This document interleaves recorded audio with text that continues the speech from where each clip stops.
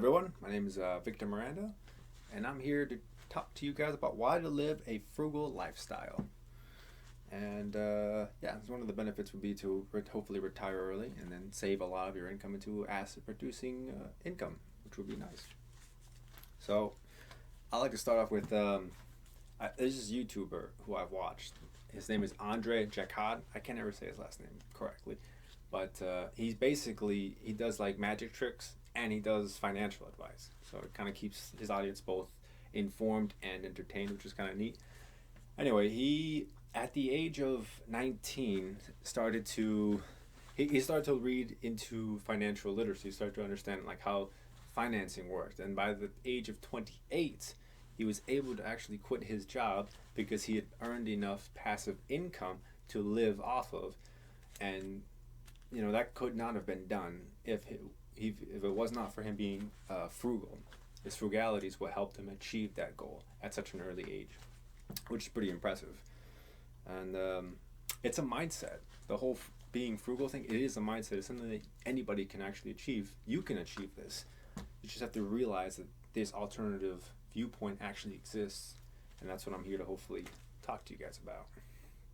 So, being frugal will allow you to focus on your long-term goals, find enjoyment in what you already have, and you will find that being frugal can lead to new and fun experiences you never knew existed.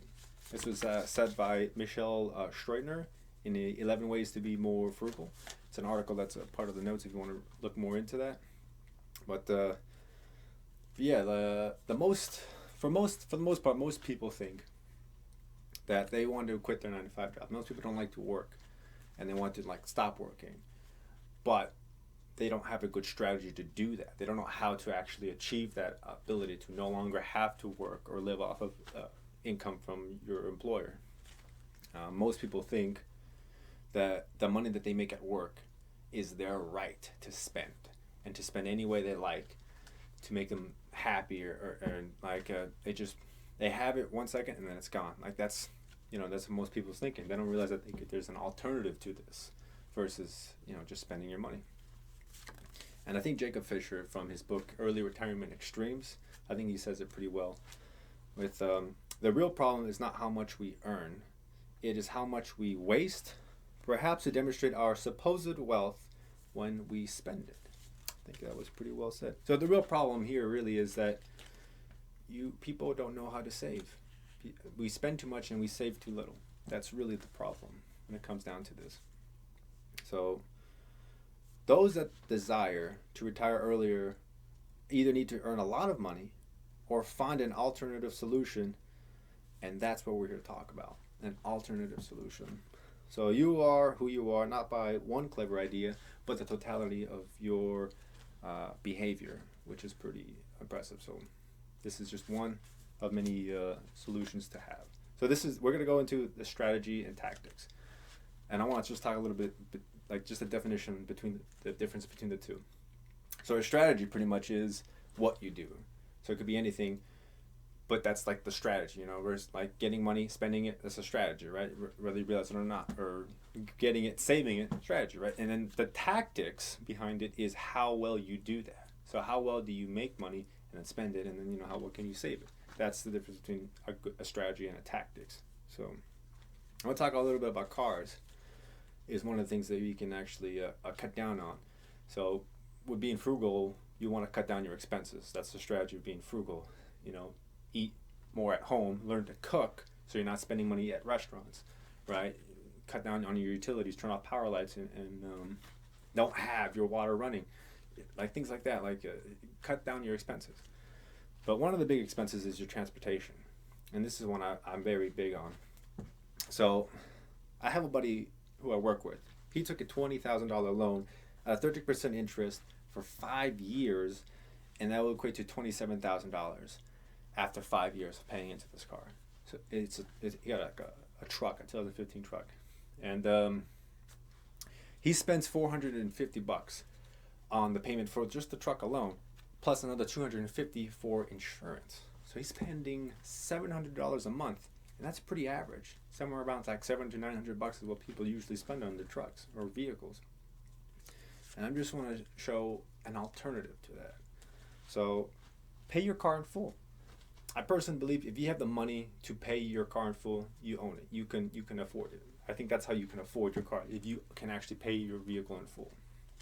So doing that, I got an older car, so my car is $60 a month for insurance. Just the insurance alone is $60. That's all I pay for because I own the car.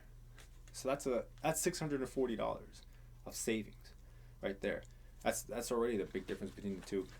Now, I'm only going to talk about 500 of those dollars. If I were to just take 500 of those dollars, put that into a Roth IRA account, and then in a 10% return on investment, in 5 years, that's going to be worth $38,000. $38,000. That's the difference. That's the alternative between having a really expensive car or a really old car. And they both do the same thing. They take you to work and back. That's all you need it for. It's a tool. So independence is not something one has. It is something one is. I believe that was also said by Jacob Fisher. And the benefits of having financial independence is having investments cover your expenses safely. And that's another thing that Jacob and Andres did have done, and that's what they like to talk about. So Michelle Stroidner, in 11 Ways to Be More Frugal, she said that the power of frugality means that you can still live a great life while on a budget. Money does not have to dictate how much you enjoy life. So you can still find enjoyments of life without having to spend like everyone else. And I like this story. This is a Graham Stephan story. He's also another person who does financial advice. But basically, when he would get invited out to eat at a restaurant, he would always eat like the entrees or the appetizers, I think is what they would call them, because they were much cheaper than the meal.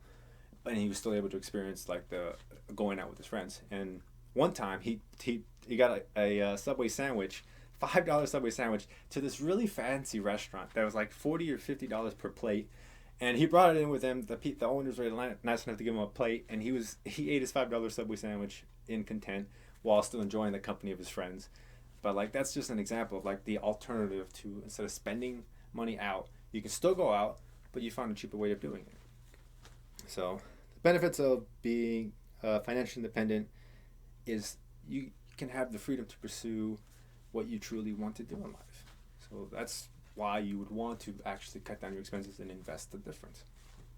So in conclusion, there is no denying that by making something a priority and constantly thinking about it, that you will influence your actions. This was said by Jacob Fisher. And I think he's 100% right. I honestly believe that you can do whatever you set your mind to do. Whatever you wish to do, it can be done. You just have to be willing to get up and do it. So if you learned anything from this, reduce your spending, invest the difference into asset producing income, and then take action. Like look up how to become more financially independent, become more literate in this field. Look up Andres on Jacquard on YouTube. Read Early Retirement Extremes by Jacob Fisher. Like start get in on this and start learning how this actually works. So thank you for your time, and I wish you guys well in your guys' financial future. So this is Miranda signing out. Peace. You know me? Of course!